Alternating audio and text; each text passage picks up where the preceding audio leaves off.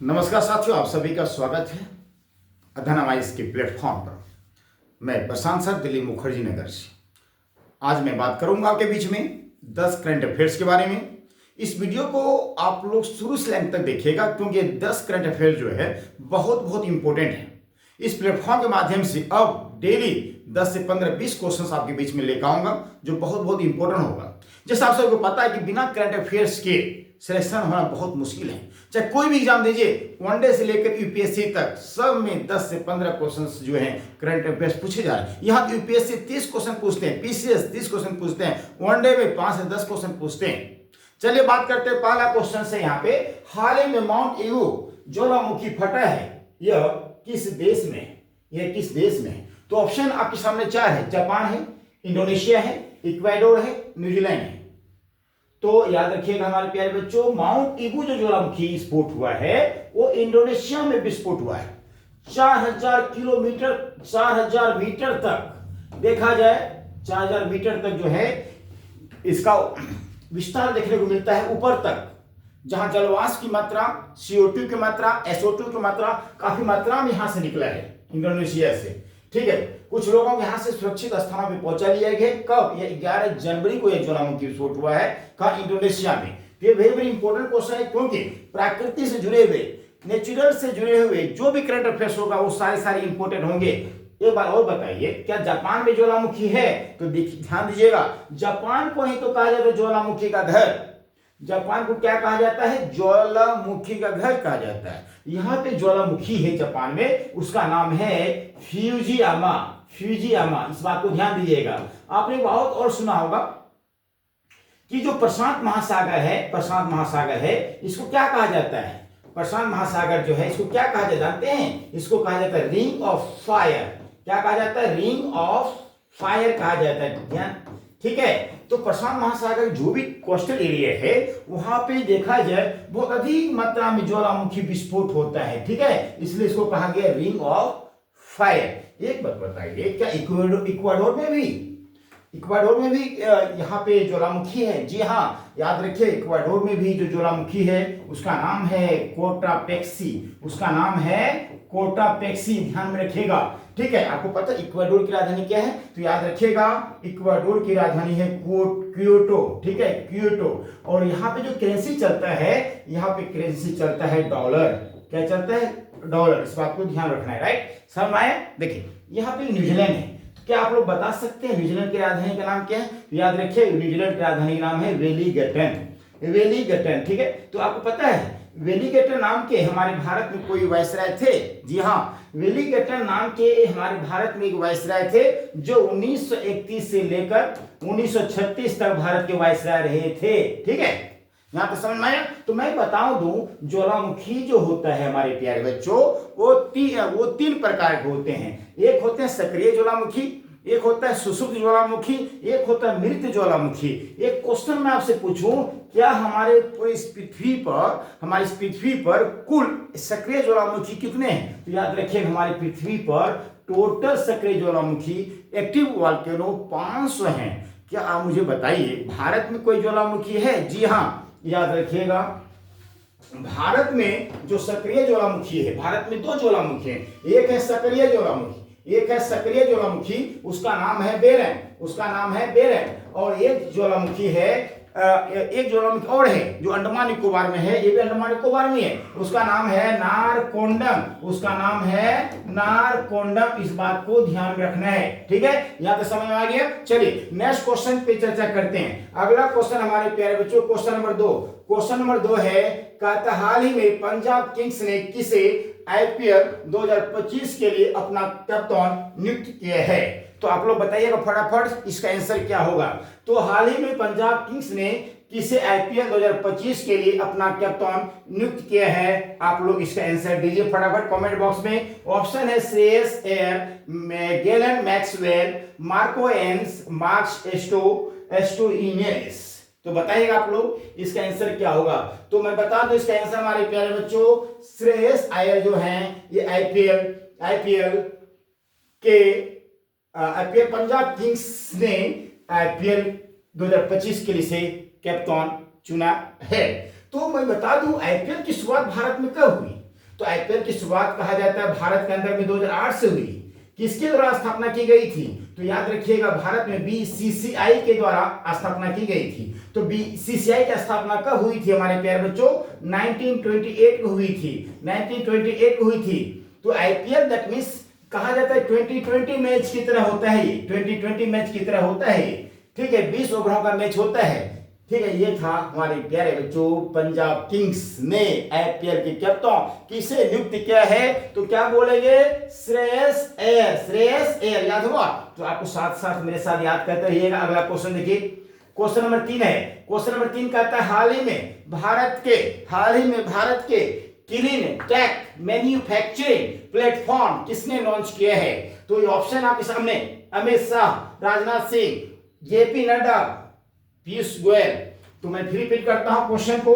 Question कहना चाहता है कि हाल ही में भारत के क्लीन टेक मैन्युफैक्चरिंग प्लेटफॉर्म किसने लॉन्च किया है? देखिए होता क्या है, ये बहुत इजी क्वेश्चन है, क्योंकि अभी आप एवरीडे न्यूज़पेपर पढ़ते हो या करंट अफेयर्स पढ़ते हो तो ये क्वेश्चन आपके लिए इजी हो जाएगा। कई सारे क्वेश्चन ऐसे मिलेंगे, क्वेश्चन देखते हैं आप इजीली ऐसा आंसर दे दोगे जब कंटिन्यू 2-4 महीना 5 महीना करंट अफेयर्स डेली देखोगे तब। तो इसमें आंसर तो डायरेक्टली पीयूष गोयल होगा।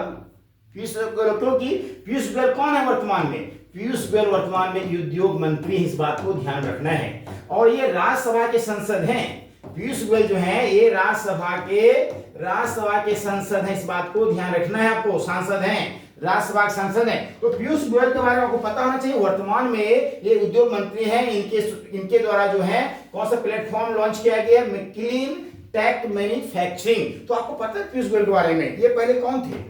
ये एक पहले रेल मंत्री थे, रेल मंत्री। पीयूष गोयल पहले कौन थे? रेल मंत्री थे। जब ये रेल मंत्री थे 2016 में पीयूष गोयल, इन्होंने जानते क्या किया? इन्होंने ये किया, जो आम बजट और रेल बजट जब अलग अलग पारित किए जाते थे, रेल बजट, उस समय इन्होंने क्या किया 2016 में, ठीक है, जब वित्त मंत्री अरुण जेटली थे उनसे मिलकर क्या किया पीयूष गोयल ने? तो रेल बजट को आम बजट में मिला दिया,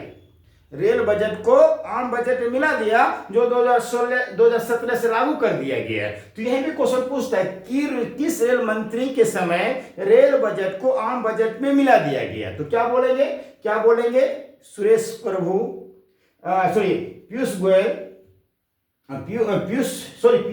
गोयल नहीं, सुरेश प्रभु।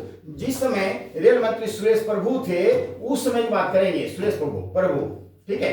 पीयूष गोयल रेल मंत्री भी रहे हैं, ठीक है। पीयूष अभी वर्तमान में ये जो है पीयूष गोयल जो है वर्तमान में कौन? उद्योग मंत्री है। पीयूष गोयल रेल मंत्री रहे हैं, लेकिन सुरेश प्रभु भी रहे। सुरेश प्रभु के टाइम पे रेल बजट पारित किया जाता था, ठीक, अलग अलग, आम बजट अलग पारित किए जाते थे, रेल बजट अलग पारित किए जाते, दोनों को मिक्स कर दिया गया 2016 में। अब दोनों जो है मिक्स करके बजट पारित किया जाता है पार्लियामेंट में, राइट। चलिए क्वेश्चन नंबर नेक्स्ट है क्वेश्चन नंबर 4 इधर दिया गया है, देखिए सबसे लास्ट में क्वेश्चन नंबर 4 देखिए।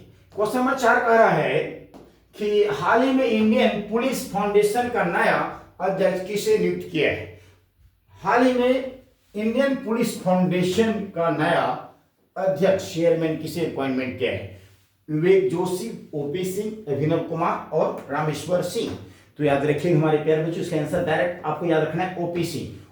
चलिए क्वेश्चन नंबर 5 पे चर्चा करते हैं। क्वेश्चन नंबर 5 पे देखिए, क्वेश्चन नंबर 5 है, देखिए हाल ही में किसे बीसीसीआई के नए सचिव के रूप में नियुक्त किया गया? ठीक, हाल ही में किसे बीसीसीआई के नए सचिव के रूप में नियुक्त किया गया? तो यहाँ पे राजीव शुक्ला, निखिल चोपड़ा, देवजीत सेकिया एंड अंगद बेदी, ठीक है, बीसीसीआई, ठीक है।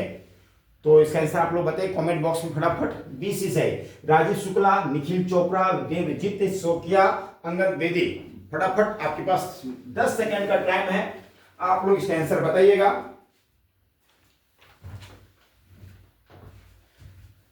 चलिए इसका आंसर होगा हमारे प्यारे बच्चों देवजीत सेकिया। चलिए ये बताइए बीसीसीआई का फुल फॉर्म क्या होता है? कई बार इस टाइप के क्वेश्चन पूछे जाते हैं बीसीसीआई के फुल फॉर्म क्या होता है? तो ध्यान रखिएगा, बीसीसीआई का जो फुल फॉर्म होता है board of control for cricket in India, for cricket in India, right. चलिए अगला क्वेश्चन देखिए, क्वेश्चन नंबर 6। क्वेश्चन नंबर 6 कहता है हाल ही में पहला खो खो विश्व कप कहां शुरू हुआ है? वेरी वेरी इंपॉर्टेंट क्वेश्चन है। तो कहता है हाल ही में पहला खो खो विश्व कप कहां शुरू हुआ है? नई दिल्ली, देहरादून, हैदराबाद, गुवाहाटी। तो याद रखिएगा भारत की राजधानी नई दिल्ली में खो खो। तो प्रश्न है कि जो खो खो है इसमें कुल कितने खिलाड़ी होते हैं? समान क्वेश्चन आपसे पूछा जाए तो याद रखिए 9 खिलाड़ी होते हैं खो खो में। तो खो खो का स्थापना कब हुई हमारे प्यारे बच्चों, आप बता सकते हैं? तो याद रखिए खो खो का स्थापना हुई है 1914 ईस्वी में। कब हुई है? 1914 ईस्वी में। चलिए अगला प्रश्न देखिए, अगला प्रश्न है क्वेश्चन नंबर 7 है हाल ही में तमिलनाडु के कुड्डनकुलम संयंत्र के लिए छठा परमाणु रिएक्टर किस देश से प्राप्त हुआ है? ठीक है, देखिए तो ध्यान रखना है, तमिलनाडु में एक जगह है कुड्डनकुलम संयंत्र के लिए छठा परमाणु रिएक्टर किस देश से प्राप्त हुआ है? ऑप्शन अमेरिका, रूस, जापान, ऑस्ट्रेलिया। तो ध्यान रखिएगा, ध्यान रख लीजिए, इसका आंसर होगा रूस, रशिया। क्या है?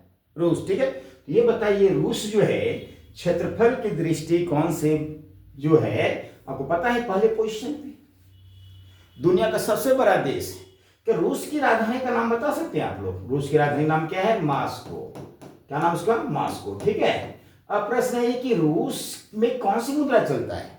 रूस में जो मुद्रा चलता है उसका नाम है रूबल। क्या नाम उसका? रूबल। ठीक है, याद रहेगा। अब रूस जो है दुनिया का सबसे बड़ा देश है। दूसरे नंबर सबसे बड़ा देश कौन सा होगा? कनाडा होगा। और तीसरे नंबर सबसे बड़ा देश कौन सा होगा? चाइना होगा। चौथे नंबर सबसे बड़ा देश कौन सा होगा पता आपको? यूएसए होगा। पांचवा सबसे बड़ा देश कौन सा? क्षेत्रफल में ब्राजील होगा। छठा सबसे बड़ा देश कौन सा होगा? ऑस्ट्रेलिया होगा। और सातवां सबसे बड़ा देश भारत होगा। भारत का स्थान जो क्षेत्रफल दृष्टिकोण से वो 7वां है। वो कौन सा है? 7वां है। आपको पता नहीं चलिए रशिया एंड यूक्रेन के बीच में युद्ध चल रहा है। ठीक है, यूक्रेन भी थोड़ा सा इंपॉर्टेंट है और रशिया भी थोड़ा सा इंपॉर्टेंट है, दोनों आपको याद रखना है।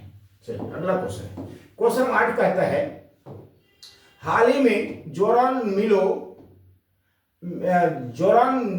मिलोनोविच किस देश के राष्ट्रपति नियुक्त किए हाल ही में? इसमें ऑप्शन देखिए, यहां पे देखिएगा उस व्यक्ति का नाम है जोरान। ठीक है, मिलोनोविच जो है किस देश के राष्ट्रपति नियुक्त किए?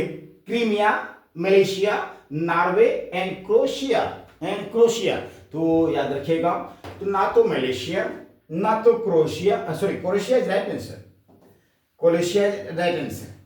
तो ठीक है, तो क्रोएशिया देश की राजधानी आपसे पूछ सकता है। यदि प्रेसिडेंट किसी भी देश के यदि प्रेसिडेंट राष्ट्रपति यदि अपॉइंटमेंट किए जाते हैं तो उस देश से रिलेटेड कुछ इंपोर्टेंट पूछ लिया जाता है। वहां की राजधानी पूछ लेते हैं, वहां की मुद्रा पूछ लेते हैं। तो आप लोग बताइए यहाँ की राजधानी जो है क्या नाम है? ध्यान दीजिएगा, तो यहाँ की जो राजधानी है जैगरेबो। तो जैगरेबो जो है यहाँ की राजधानी है जैगरेबो। ठीक है, अब प्रश्न ये है यहाँ की मुद्रा क्या है? एक तो कैपिटल हुआ, ठीक है, और ये जो करेंसी होंगे यहाँ के उस करेंसी का नाम है गुना। मुद्रा यहाँ का नाम क्या है? गुना। ठीक है, गुना यहाँ का मुद्रा है गुना। ये क्रोएशिया किस महाद्वीप का पार्ट है? तो क्रोएशिया है यूरोप महाद्वीप का पार्ट है। यूरोप महाद्वीप का पार्ट है। ठीक है, तो यूरोप महाद्वीप यदि बात करें क्षेत्रफल की दृष्टिकोण से 6ठे नंबर पर आता है। और ये क्रोएशिया है, ये भूमध्य सागर के नियरेस्ट में भूमध्य सागर। ठीक है, जैसे यहाँ पे भूमध्य सागर है, इसी के यहाँ पे टच करता है क्रोएशिया। ठीक है, क्रोएशिया जो भूमध्य सागर के नियरेस्ट में याद रखिएगा इस बात को। चलिए नॉर्वे की राजधानी बताइए आप लोग। नॉर्वे की राजधानी क्या है? तो याद रखिए नॉर्वे की राजधानी ओस्लो। ठीक है, ओस्लो जो है इसकी राजधानी है। और नॉर्वे में करेंसी चलता है क्रेना। तो आपको पता होना चाहिए नॉर्वे में जो है अंतरराष्ट्रीय बीज भंडार का जो देखा जाए यहाँ पे बीज भंडार है, अंतरराष्ट्रीय बीज भंडार जो है वो नॉर्वे में सिचुएटेड है। कहां पे है? Norway, right. चलिए अगला प्रश्न क्या है? क्वेश्चन नंबर 9 कहता है हाल ही में किसने भीषण ठंड में तैनात सैनिकों के लिए नई पोशाक लॉन्च किया है? ठीक है, तो याद रखिएगा BHEL well, DRDO, ISRO ISRO, इनमें से कोई नहीं। तो आप लोग बताइए फटाफट इसका आंसर क्या होगा। तो हमारे प्यारे बच्चों, तो इसका आंसर होगा DRDO। तो आपका पहला प्रश्न यहां DRDO से पूछा जाता है, DRDO की स्थापना कब हुई? तो कहता है 1958 में। तो DRDO का फुल फॉर्म क्या है? कहता है डिफेंस रिसर्च डेवलपमेंट ऑर्गेनाइजेशन। ठीक है, याद रखिए डिफेंस रिसर्च डेवलपमेंट ऑर्गेनाइजेशन इसका फुल फॉर्म। जब DRDO का स्थापना हुआ था 1958 में, इनके चेयरमैन कौन थे? इनके चेयरमैन कौन थे? ठीक है, तो आपको याद रखना होगा उस समय 1958 में जो इनके चेयरमैन थे डॉक्टर अरुणा चालन। कहता है डॉक्टर VS अरुणा चालन। ठीक है, ये 1958 में यही DRDO के चेयरमैन थे। यदि बात करें प्रेजेंट में कौन है DRDO के चेयरमैन, तो प्रेजेंट में DRDO चेयरमैन जो है डॉक्टर समीर वीर कामत। इस बात को ध्यान रखिएगा। ठीक है, ठीक है, डॉक्टर समीर वी कामत जो हैं DRDO के चेयरमैन। अब मुझे बताइए इसके हेडक्वार्टर कहाँ है? तो क्या बोलेंगे? दिल्ली। इसके हेडक्वार्टर कहाँ है? दिल्ली। किसके? DRDO के। आपको पता है DRDO के द्वारा क्या ये मिसाइल भी तो बनाया जाता है? DRDO के द्वारा मिसाइल भी तो बनाया जाता है।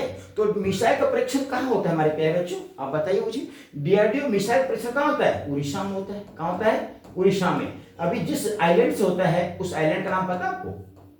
उस आइलैंड का नाम है जहां से ये परीक्षण किया जाता है, उस द्वीप का नाम पता है? तो याद रखिएगा उस द्वीप का नाम था व्हीलर द्वीप, जहां से मिसाइल लॉन्च किया जाता है। और प्रश्न ये है कि व्हीलर द्वीप जो है इसका नाम बदल दिया गया है। व्हीलर द्वीप का नाम बदल दिया गया। क्या नाम रखा है? Doctor APJ Abdul Kalam. ठीक है, चलिए अगला प्रश्न देखिए, क्वेश्चन नंबर 10। आज के सेशन का लास्ट क्वेश्चन हमारे प्यारे बच्चों, टाइम थोड़ा ज्यादा लग गया।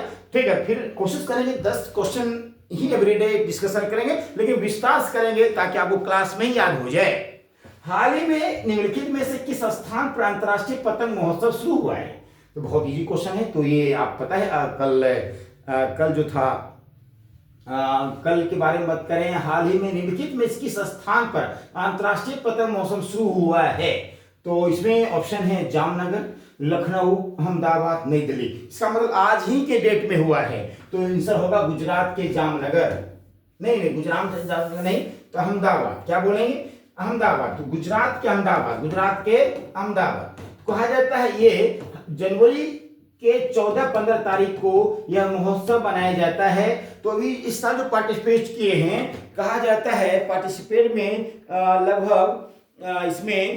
लगभग भाग लिए हैं 11 राज्य के लोग। 11 राज्य के 52 लोगों ने पार्टिसिपेट किए हैं। वही यदि बात करें 47 देशों के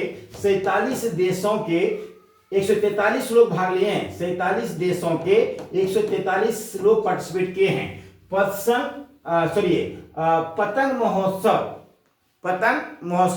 यदि पतंग दिवस की बात पूछा जाए पेपर में, तो याद रखिएगा जनवरी के सेकेंड वीक से पतंग दिवस के रूप में मनाया जाता है पतंग। ठीक है, चलिए मिलते हैं फिर नेक्स्ट सेशन हमारे प्यारे बच्चों। थैंक यू आज के लिए, बस इतना ही।